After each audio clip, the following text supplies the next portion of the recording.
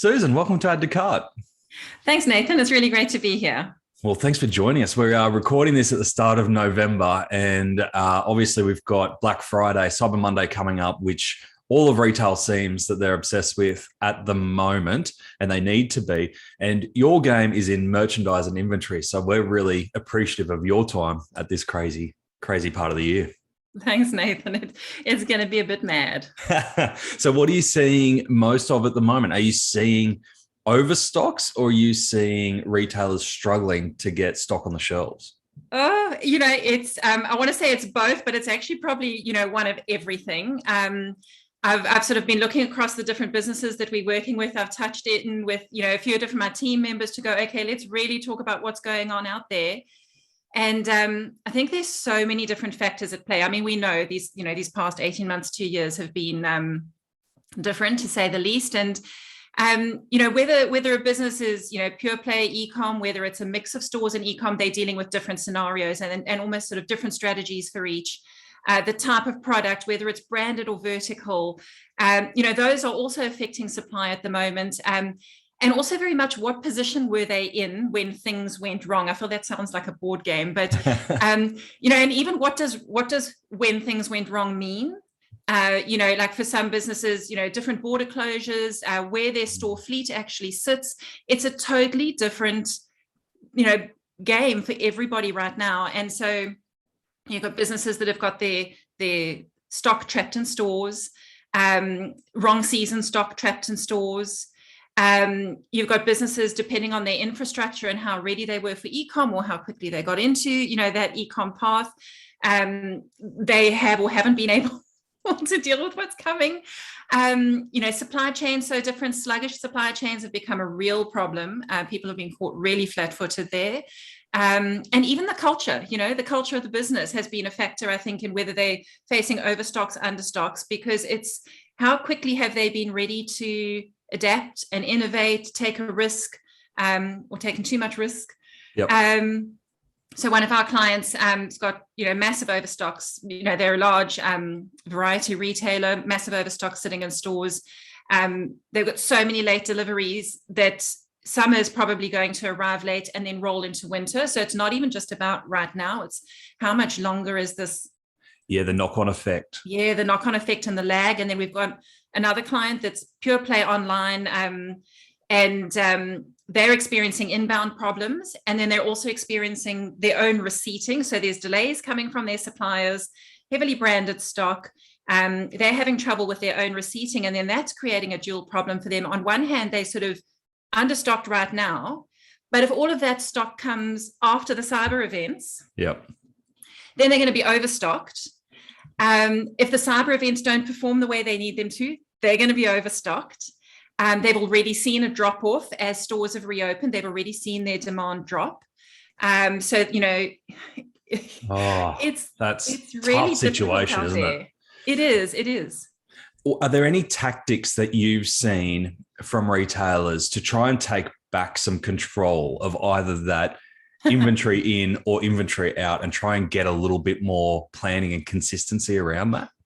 Yeah, look, there are a few things that they're doing. I mean, certainly in my space, merchandise planning, replanning is fundamental. Having a look at how things are performing, and then reforecasting what things are going to look like, and not even only at the the granular SKU level, but at a more macro level across categories and for the business as a whole. That activity has become just like your not just safety net, but I guess your main go-to activity. And so I think that's a really key one. And I think that a lot more businesses are using, even if they don't do a formal reforecasting or replan process, I think they've naturally fallen into it a little bit more. So they're just going back and refreshing it more quickly, making contingency plans, working with multiple scenarios, really just trying to be, on their toes, leaving decisions as late as possible. Yep. That was something that I learned, or that was very, very evident to me in the time that I was with Cotton On, was how much they tried to make those go-to-market decisions as late as possible, getting as much information as you can before you have to lock things down. And I think that's become even more necessary now. also, I suppose, putting more emphasis into your core offering, trimming away some of the peripheral stuff and doubling down on the things that you're known for, the things that are less risk. So you still got something on offer. You've still got the stuff that's on brand for you, but if things go sideways, you're not as exposed. What would you say to people? Because obviously 2021, who could have predicted inventory and stock in 2021 when you don't know what stores are going to be open and what the world's going to do? What do you say to people who say there's actually no point doing too much planning in today's world? In a funny way, Nathan, I think I've been having that debate with people way before we entered this crisis. I think that there's always been a little bit of you can't know anyway, and you can't. But I think what it does is it takes you almost through that brainstorming process. It takes you almost through that scenario planning to go, well, what are the things that could happen? And I think what happens with that as well is you anticipate what could go well and not so well. And it just leads you into that creative thinking around what could we do about that. And even that alone could lead you into some more creative idea of something that wasn't even on the table before, but you can dream something up and it could be awesome. So I think the process is just a good process. I think it's a good dynamic. I think it unifies cross-functionally across the business. I think it forces you to think a bit more macro, understand how all of those different parts of the business are impacting each other.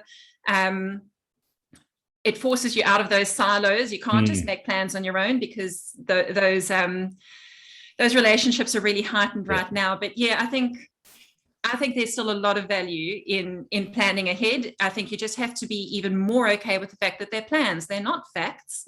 Yeah. They just, scenarios, they're ideas. And to your point around the process, it's just as important to have all those assumptions laid out really clearly so everyone can see, so that you can pick up any deviations away from the assumptions early on and get those signals so that you can make those decisions. That's exactly right. That's such a fundamental part of it, is that if you haven't planned what you're trying to do, how do you monitor how you're going?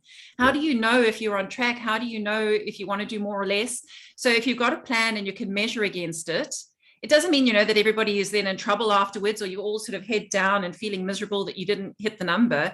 It's just, it's part of the feedback loop. And I think that's a fundamental part of it. Yeah. Yeah, absolutely. So for those who haven't seen a merchandise plan before, or, spoken to a merchandise planner, it's not even part of their world. And I find that there's not as much talk around merchandise planning in an e-commerce world as there is in an omni-channel or physical world. Can you explain what a merchandise plan looks like? Sure. So I suppose I might even take a step back and give them even more context than that. So you've got your merchandise planners who are doing a whole lot of activities, but I'm talking a lot about the merchandise plan that you've just mentioned now, because that is that vehicle for doing this forecast or the scenario planning. And so that's the part that I'm really zooming in on, even if they haven't worked with merchandise planner before. I'm not covering all the other activities right now, but the merchandise plan is, it's both a strategic long-range tool, and it is also a short-term in the now trading enabling kind of tool. But I like to think of it as a means to put you really in the driver's seat so that you really get your bearings on the business. So what you'll see in a merchandise plan, it's also sometimes called a merchandise financial plan, which gets abbreviated to MFP. Love abbreviations, don't we? Oh yeah, seriously, you got to learn the language. You'll also sometimes hear it called a WSSI. Yep. WSSI, which stands for Weekly Sales Stock and Intake. It's catchy. Sorry? It's catchy. It is catchy. Sometimes people think you're swearing at them though. Have you got your WSSI? Yeah, it can sound a little odd. Sometimes you hear it called a MISI, in which case it's just at a monthly level. And one of my clients actually, they call it Miss Mizzy. So, I guess it can get a little bit more fun. But effectively, most of what happens in merchandise planning, you're looking at some intersection of product, time, and location. And that can be at different levels. So, you can be right down at a SKU level. You can be looking, at a SKU day, a store level, if you want to get really granular. But the merchandise financial plan tends to be at quite an aggregated level. So it's not down to SKU, but you have got all of those dimensions in there. So you've got your time dimension, which is probably going to take you to at least, week level, but then month, and aggregating up to your quarters, your seasons, your financial years. So you'll actually be able to see typically at least 2 financial years in this format, but more often 3. So that's a lot of time to be getting your head around, but they are quite flexible documents, or if they're in a system, you can condense it down and see what you need to see. But that's why I talk about it being a long range tool, because you can see well into the future and you can reference historic periods at the same time. So you're in the now, you're planning for the future, you're referencing the history. So that's your time dimension. Your product dimension, like I said, it tends to be at an aggregated level. So you might be at your category level. That might be the lowest that you're going to go. Rolling up to a department or a division, and then up to total company. Mm-hmm. And then you've got your location. So typically, if you're planning down to the detail of all of your products, you might have your locations condensed into total company and maybe your channels. So maybe e-com, bricks and mortar, or something like that.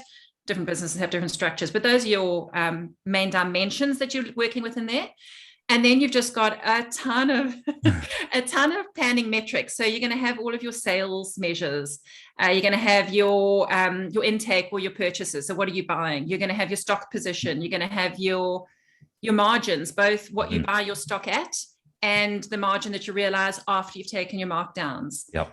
You've got all your markdowns in there, preferably different markdown types, promotional markdowns or temporary markdowns, permanent markdowns. And oh my goodness, I'm going into so much detail. So please. No, it's great. This is fantastic for someone, we don't play in merchandise planning all the time, and it's so important. It's critical to impact everything. Like even as you're talking about promotions as part of the stock planning shows like you've got to have marketing involved in this. You've got to have finance involved. It seems like, this is almost like a business plan more so than a stock plan. It is, because, the whole thing about this merchandise plan is it's where all of those measures come together. And that's what I love about it. You can probably hear how excited I get when I talk about it, because it's so much insight. It's so much visibility. It's so much control. And I know people sometimes get nervous when I talk about control, because I think there can be this connotation of planning being a little bit of, a bit of a killjoy and a bit too restrictive and that sort of thing. But to me, actually, there's a funny little twist in that, where the control is actually what gives you freedom. The control is actually what puts you in a position to innovate or grow. You can understand what's going on through the control and the visibility that comes with that tool. Yep. From there, you can do anything you like. No one's making too many rules around that. And it brings all of it together, because the starting point is actually your sales. Yep. The end point is around that visibility to manage and control your stock profitably. But the starting point is your sales. And in order to develop a reliable and accurate, as accurate as possible, it's always going to be flexible, sales plan, you need that input. You need to understand, what's going on in the stores or, in your market at the time. You need to know what's planned from a marketing point of view, what sort of response are they expecting from that, and you model all of that into the sales, and then you sense check it and you go, are we just putting in what we want to hear? Yep. If we compare that to previous times that we've done similar activity, or just, anything in our history, does this seem completely out of whack? Like, is it just, 10 times better than what we've ever done before? And it's okay if it is. You might look at it and go, well, we must, I don't know, what was in our drink? Like, how did we come up with that number? But the main thing is that you just ask yourself that question. And then you might all go, you know what? It does look ridiculous, but it's doable, because here are all the things that sit beneath it. Here are all the things that we're going to do to actually achieve that. And then you can do it. Then you buy the stock to go with it. And do you normally find in organizations where you see it work the best, do you find that the merch planner takes control and puts out like almost like a theory or a thesis like around this is what we think we can do, and then testing it with different departments? Or do you find that it's a collaborative piece? It can be both. So it depends a lot on the maturity of the planner, like their own experience, maturity of planning in the organization. Ideally, what I like to see happen is that the merchandise planner collaborates cross-functionally as part of preparing that merchandise plan.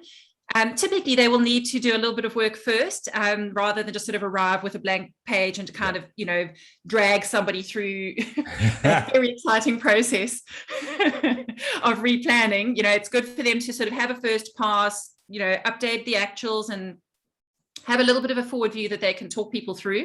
Yep. But then I think, it's good for them to actually pull all those people in, collaborate. And then there tends to be a sign-off process where, people are sitting around and having a discussion, and the plan will actually present it, or maybe the planner and buyer together will present it, and have the opportunity for, the executive or people from other functions to validate some things and pressure test some things. So it's a bit of both. Yeah, great. And in terms of the actual plan itself, are we talking an Excel spreadsheet where we open up a new tab for every year of planning, or are we talking some much more sophisticated system? Yeah, everything on the spectrum. So, quite a few businesses that we work with don't have anything actually fulfilling this function.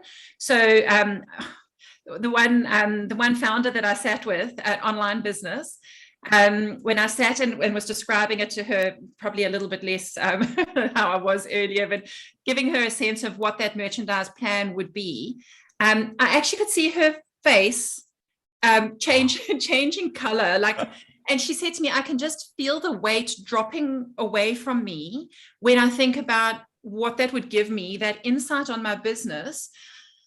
I could just sort of feel that. Yeah, that would be so good.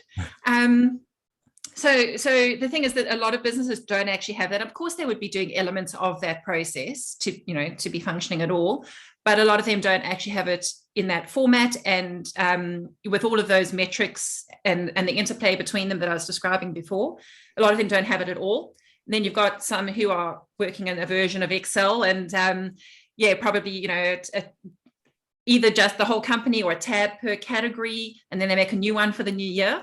Yep. And then you go all the way up into sophisticated software, really sophisticated software that you can implement. There's some amazing stuff out there, and and more modules that go into all the other facets of planning, assortment planning, and allocation and replenishment, markdown optimization. There's systems that all connect and do all of that beautifully. Are they usually part of a large organization's ERP system? No. So you'll sometimes find that an ERP system has elements of those things. You'll almost never hear them talked about in planning circles in any sort of meaningful way. Yep. Those systems that I'm talking about, they are independent software suites that are specifically around merchandise planning and inventory management. Okay, cool. And so it sounds like these plans aren't kind of a static thing that planners create, get signed off and go, great, it's done. It feels like it's a live working document. Oh, Nathan, you make my heart so happy. Yes. Yes, it's a live working dynamic document. And I wish people would embrace that more and understand that more. And what would be the use of something static in retail? What would be the value of that at all? Yeah. So it's very much something that is refreshed with new information and new thinking. Yeah. Okay. And you mentioned before some of those metrics that go into this planning process. From your perspective, what are the most important metrics that you keep an eye on to know if a business is running at a healthy inventory level? Oh, this is exciting stuff. So I personally, I like to deal with a metric called freshness, which not everybody has come across. And when I first learned it, even off the back of my planning background from South Africa, where the way I learned planning was probably a few steps ahead of where Australia was at the time, at least. Although truthfully, I still think that there's some stuff that we did back then that was more advanced than what I've seen in certain environments here, and this is now 20 years on. But so when I first learned about freshness from somebody actually here in Australia, I was a little bit skeptical about it, and I thought, I feel like you just made It doesn't sound very technical, does it? Yeah, and so I'm not really sure about that one, but I used it where I was taught it, which was with the Warehouse Group when I was employed by them. And I don't know, the lights came on for me a little bit with that metric, and I've used it ever since. And I've, any business where I've implemented planning, I've put in this freshness factor, and effectively it's quite a simple little measure. It's looking at your receipts or your intake over the last 3 months as a ratio of your overall stock on hand. And so you just express that as a percentage. Okay. And why 3 months? And there is a tipping point. I don't want to quote numbers that people then take too literally, but loose rule of thumb of a freshness factor over 80% would be considered healthy. Okay. So, and if you think about what that really means, it's pretty much saying the value of the stock that you receipted in the last 3 months represents 80% of what you've got on offer. And when you connect that through to other planning metrics like stock turn and sell through, you can see that it's bang on with where, those good efficiency levels would be. So it kind of makes sense with hindsight.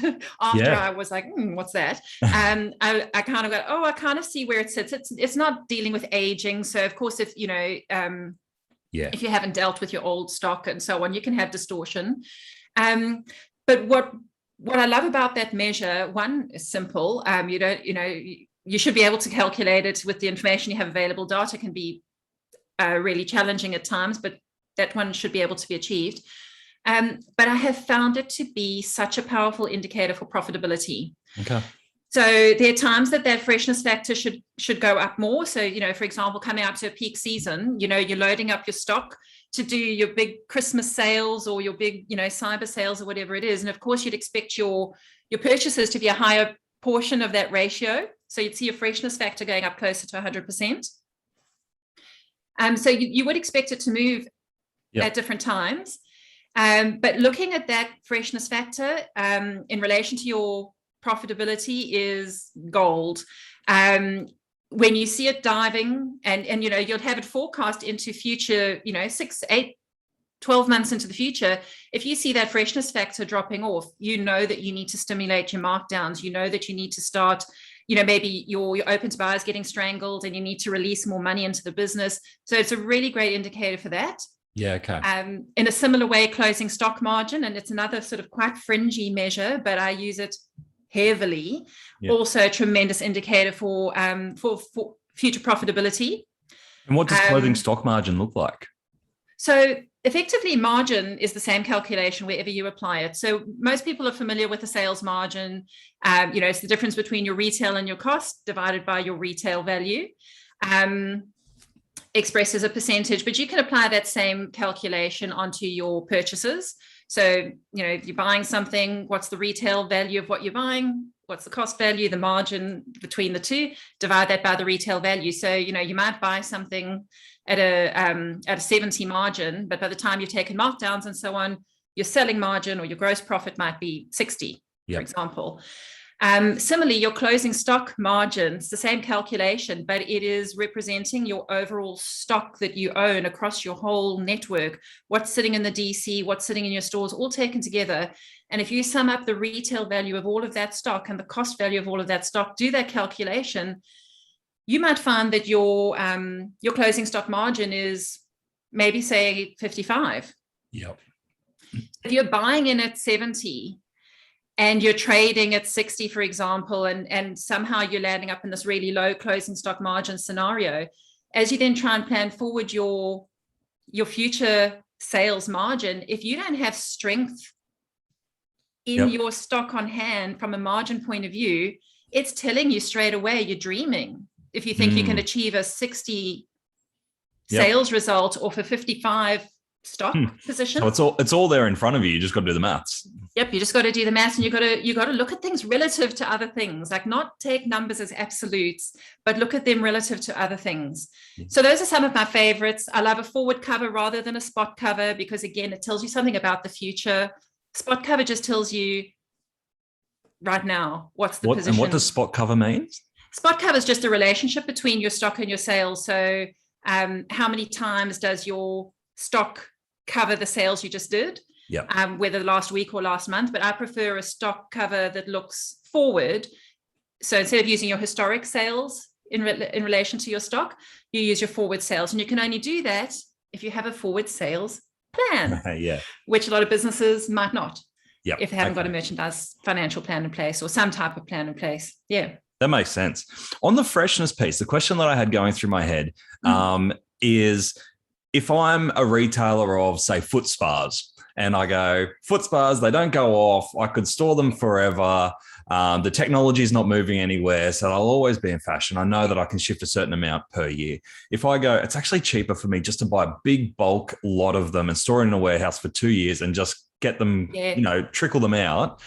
Where does freshness play a role in those kind of businesses? It doesn't necessarily. So I wouldn't.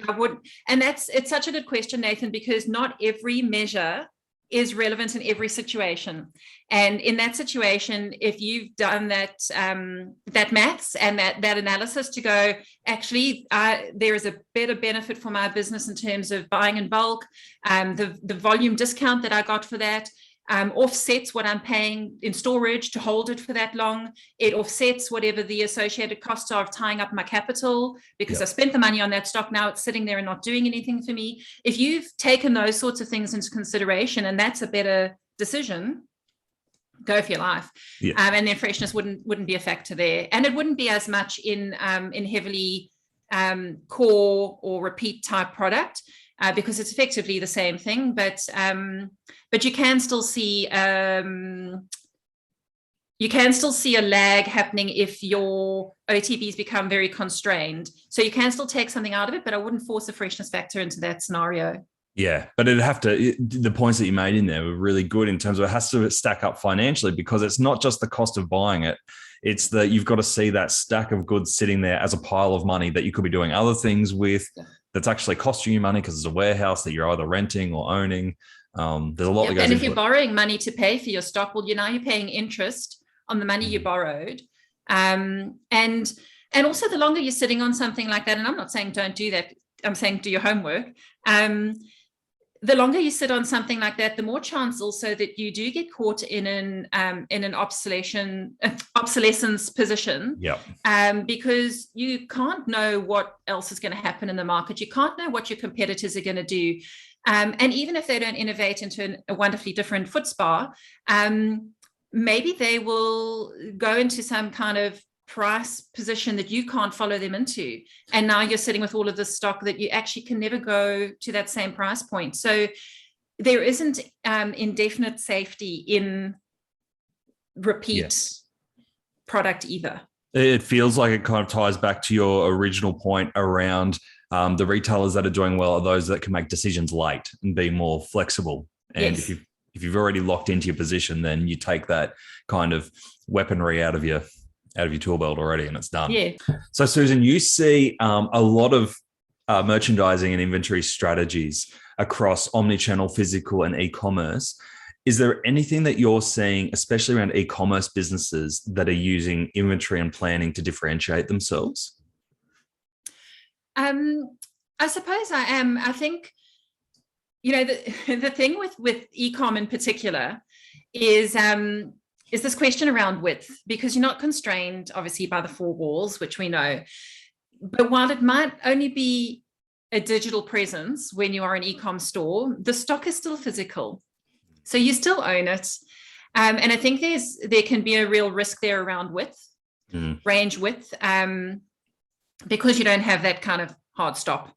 And so I am seeing businesses that have been struggling with that, leaning more into merchandise planning as a solution for that now. So they might have started off, and I think, because so many e-com businesses have been such almost overnight success stories, and I don't say it like that in a way to minimize the heavy lifting they've done to achieve what they've achieved, but so many of them actually did, rise to popularity so quickly. Oh, the growth rates have been phenomenal. Yeah, unbelievable. But they haven't had necessarily the opportunity then to put in place some of the infrastructure, some of the processes and the things that can support their growth. And And even now I'm seeing some of them sort of running really fast to play catch up, and that's different to all the guys that have tried to play catch up just with having their e-com presence. I mean, literally the pure play guys going back and trying to figure out systems. Often people who've led those businesses didn't come from retail necessarily. Yep. So they've done unbelievably well, but now they're kind of playing catch up on some of those things. And so that is where I'm seeing people actually embracing more and more of the merchandise planning activities and thinking to rein in some of what worked okay or well before, that was a little bit more of I buy what I know is on brand, and because I am brand, into putting a bit more of that, science and analysis behind it. I have also in the past seen some e-com retailers slow to mark down. So I know there can also be the sort of the stigma of, oh, they're always promoting and giving away online, and a little worried about sort of a bit of brand erosion with everything is available online and all the markdown stuff kind of gets flushed out online. But I have seen some pure play businesses that are quite slow to mark down. Mm-hmm. And again, as we've sort of worked with them and really shown them again that stock is basically sitting there preventing them from buying something else, there's been this readiness to move into, okay, actually we need to do a bit of a cleanup here. So discounting doesn't necessarily need to be a dirty word. It doesn't. You need to do it. Your stock needs to move. What's actually more of a dirty word, I don't know what the word is though, is having it stand still. So, idle stock, that is probably the worst case scenario. Yeah. And again, that same very clever person who taught me about freshness used to use this expression of think of it like, it doesn't matter whether or not you're selling fruit, think of it like fruit. If you're not moving it through quickly, it's going to rot. It's going to smell really bad. You want it to move. You want it to keep going. And it's a visual that stayed with me. But another area that I do think is becoming increasingly important for online businesses is around attributing. So it's something that in merchandise planning we've always loved. We've always been the people that have wanted to go and put sort of extra attributes across a product, and it's always helped us with our analysis. But very often planners find themselves in environments where they've had to actually go and put all of that information in themselves. So, they're busy doing a bunch of analysis and they're sitting there typing short sleeve, long sleeve, yep. Like full length, knee length, whatever it might be, and adding in all of this sort of rich information about the product, so that when we're building up a range plan and trying to give the buyers a steer on what should they be shopping for and what performed well, that we've really been able to do that Rubik's Cube type number crunching to go, this stuff sold really well. This stuff sold well at full price. More of that, less of this. Tell me about your trends. Okay, this is the equivalent thing of that, so do more of that. And as we go through that whole activity, we've often been the ones that have had to fill in all the missing pieces on a product's attributes.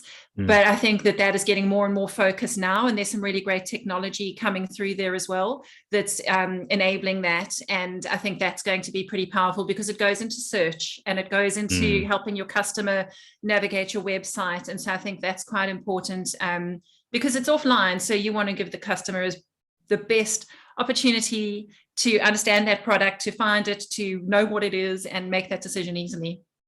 So if I'm an e-commerce retailer listening to this and going, oh, geez, I don't have any of this merch planning stuff set up. I'm going a lot on gut feel at the moment. I know what's working, but it's not documented or it's not a process.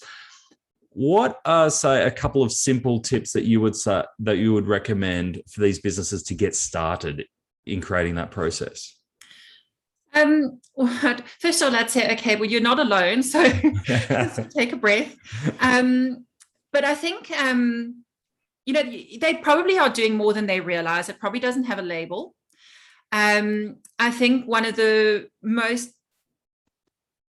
basic first steps is actually around the systems and the data. So even when a business does reach the point that they realize that they want more merchandise planning influence in their business, or more science behind what they're doing,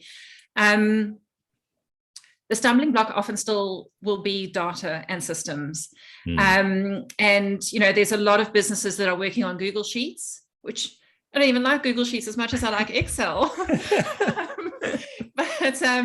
But but there is a lot of stuff that's cobbled together, and it's prone to error, and it's heavily manual, and by the time you've put all the stuff together, you barely have a moment to actually think about what it means. So it's not to say that they need to go and invest in systems as their first step, but I think that there is definitely a need for good data, and you can achieve that in a manual way by putting some disciplines around what you do and just paying attention to it. But I do think also then trying to think more holistically around the stock and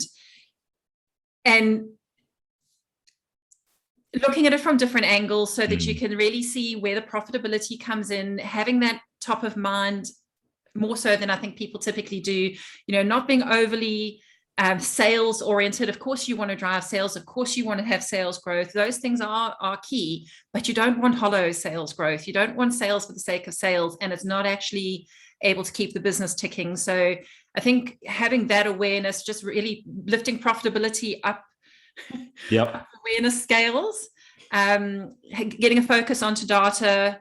Think like a greengrocer. I beg your pardon? Thinking like a greengrocer. Thinking like a greengrocer, understanding that stock really needs to keep moving. Yeah. There's there are some small steps that they can take, and and then you don't have to go and do end-to-end merchandise planning from day one. It's not even appropriate for every business from day one. So I think baby steps, keeping some records, trying to think a little further forward. Even, I mean, it sounds really simple, but even a phone call that I got this week was a case of this business is online and I think about 20 stores, and it sounds like they're still just they just go and buy stuff, and I'm sure they know what they're doing with that. I'm sure they know what their customer wants, and I'm sure that's actually really fine-tuned in terms of their understanding of their market.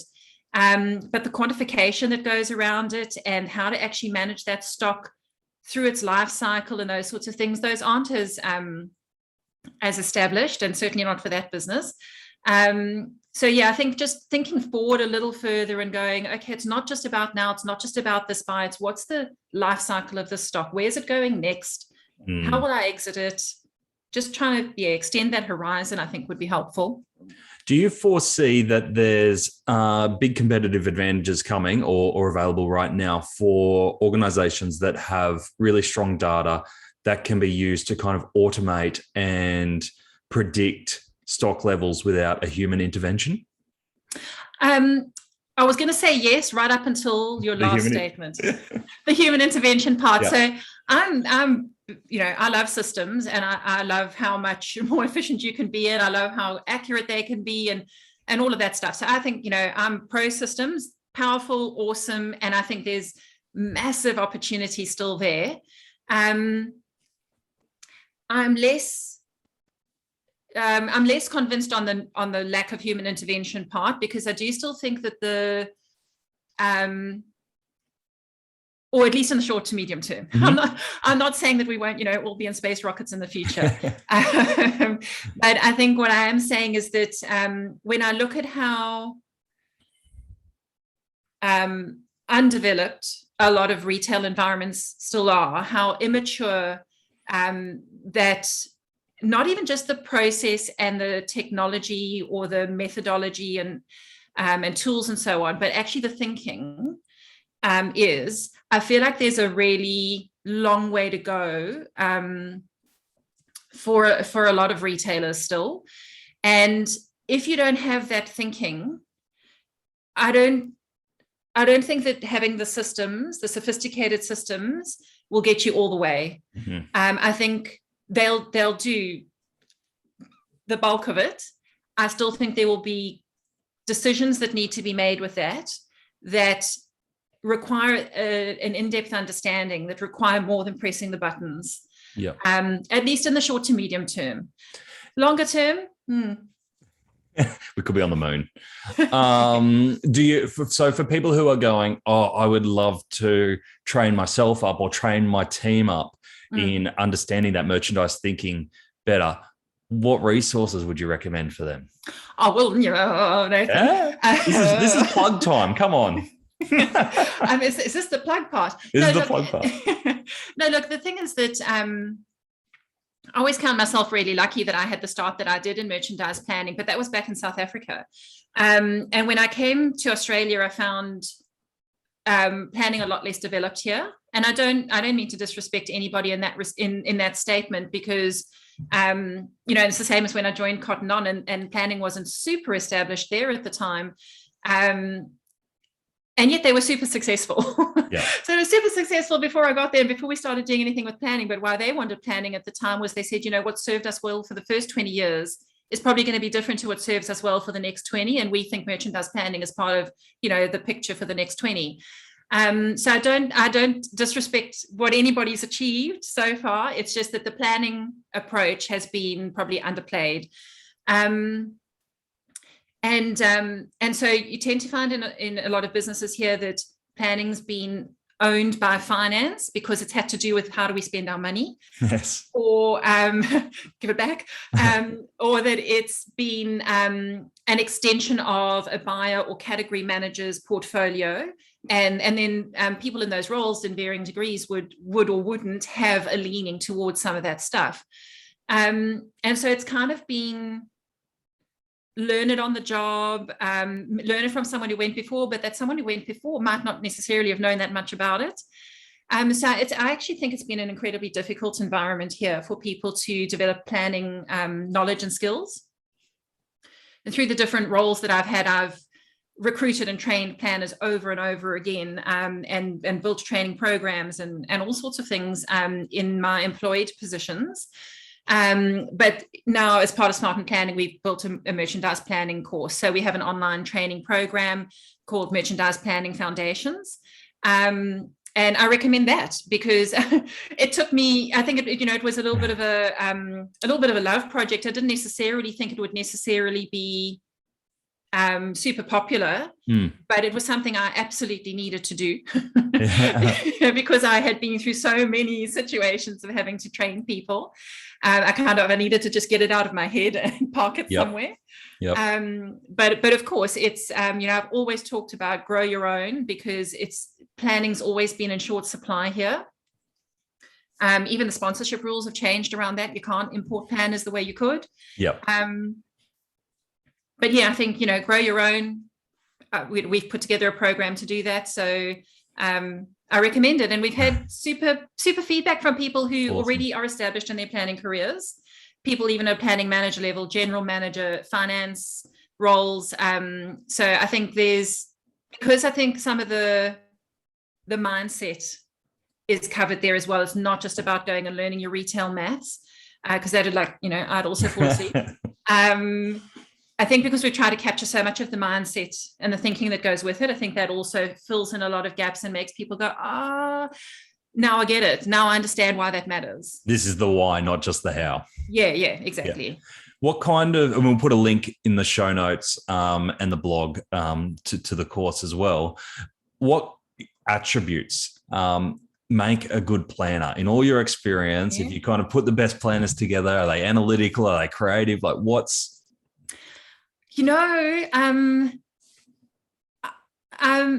was going to say maybe I'm alone in this, but I actually know that I'm not, because the content that I put out on LinkedIn and the response that I get from that tells me that I'm speaking to people who agree with me. So I try and push back a little bit against what I sometimes think the stereotype of a merchandise planner is, which is very much this extension of finance, like hyper analytical, possibly therefore leaning too much into the, being quite absolute with numbers. The numbers say, or computer says that that's the answer.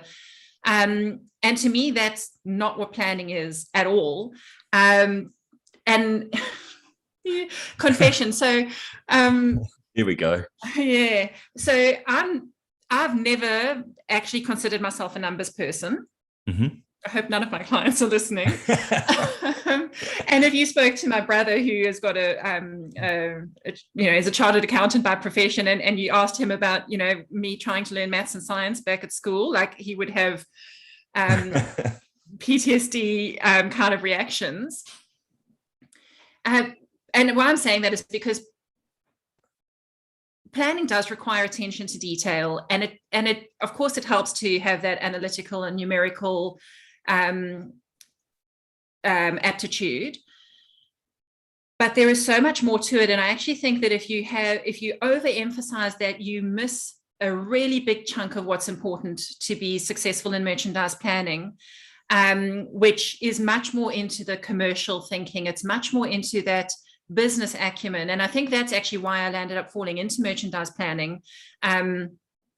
My passion was very much on a service path. Actually, it was, I wanted to go into hospitality.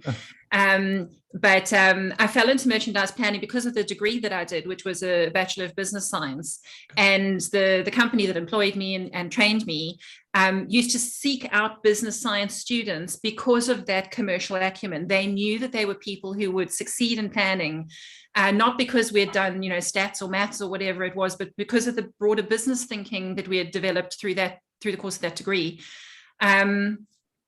And I totally believe in that. I think a good degree of creativity, a problem solving, I think is high up there. Like, be a lateral thinker, be a problem solver. Yes, have your eye tuned for risk, because we don't, want to be reckless. You want to be a little bit more on the conservative side, but let logic prevail. Be open to looking at the information that's available to you and sifting through it and prioritizing it. Be a good communicator, engage with other people, and be contextually aware. Like, those are things to me that make a great merchandise planner. I always say I'm looking for the bright eyes. Like, and I put out a thing the other day, aptitude plus attitude equals altitude. Like, I think you need to have the aptitude. Of course, you've got to have some of those raw materials. If you're hopeless at numbers and you're sloppy with attention to detail and all of those things, you're not going to do well. But so much of it is going to be that attitude, that problem solving, that that drive, and then I think you'll take off. You'll do really well. So don't rule yourself out if you're not a macro master or a pivot table person. It's a lot more well-rounded than that.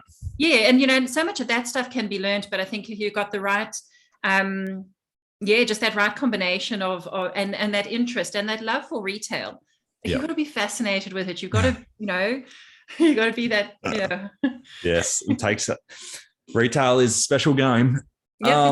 Susan, thank you so much for sharing everything today. I feel like we've only touched a tiny part of your world, but it's been brilliant to go and have a deep dive into what merch planning looks like. So we really appreciate that. Thank you. Oh, no, you're so welcome. I'll talk about it all day, any day. I love it so much, which I suppose is a good thing after 25 years. So thank you so much for having me on, Nathan. I've loved talking about it, always do.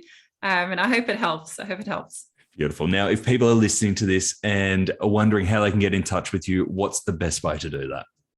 Drop me an email. I've sort of almost got like RSI from how often I pick up my phone. So drop me an email, Susan, SUSAN, @smartinplanning.com.